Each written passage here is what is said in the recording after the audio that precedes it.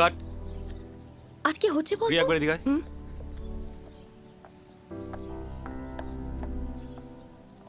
শটটা দেখ,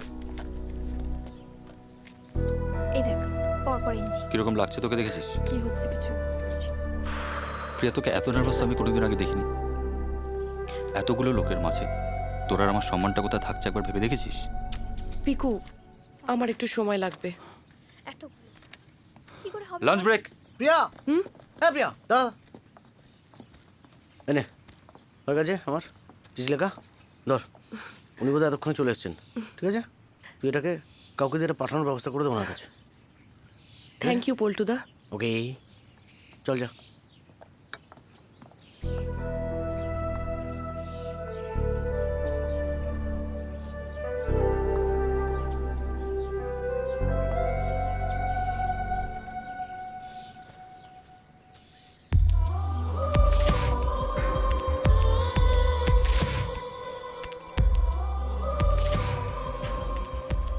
সকাল থেকে খুব এনজি হচ্ছে শুনলাম। সরি স্যার, মানে টেনশন নাকি? কিন্তু কালকে তো আপনাকে দেখে মনে হয়েছিল আপনি খুব কনফিডেন্ট। হ্যাঁ,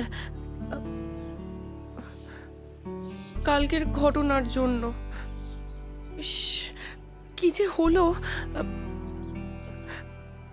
সরি স্যার, কালকের ঘটনার জন্য আমি খুব লজ্জিত।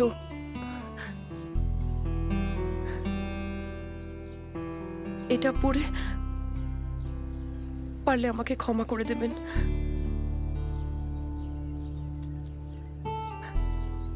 I am extremely sorry. এক মিনিট,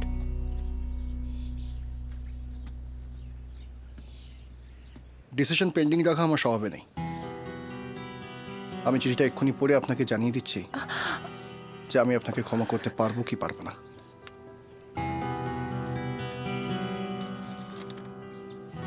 মাননীয় মহাশয়, গত করল আমার অজ্ঞাতে অনেক নিম্নমানের কটুবাক্যে আপনাকে সরসম বিদ্ধ করিয়াছি এবং আপনার বক্ষে সংজ্ঞা হারাইয়া মূর্ছিত হইবার ফলে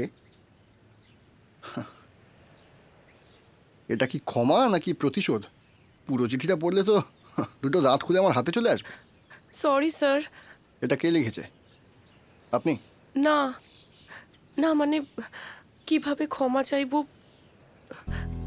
সেটা বুঝতে পারছিলাম না তো, তাই পল্টুদা চিঠিটা লিখে দিয়েছে। পল্টু? তাহলে তো এটা পল্টুর ক্ষমা চাওয়া হলো, আপনার হলো কি? না, তাহলে তাহলে তাহলে আপনাকে একটা শর্তেই আমি ক্ষমা করতে পারি। বলুন। আমি শুনলাম যে আপনি নাকি অসাধারণ রান্না করেন। তো কালকে তো আপনার শুটিং নেই, খাওয়ান না কালকে একটু দারুণভাবে রান্না করে।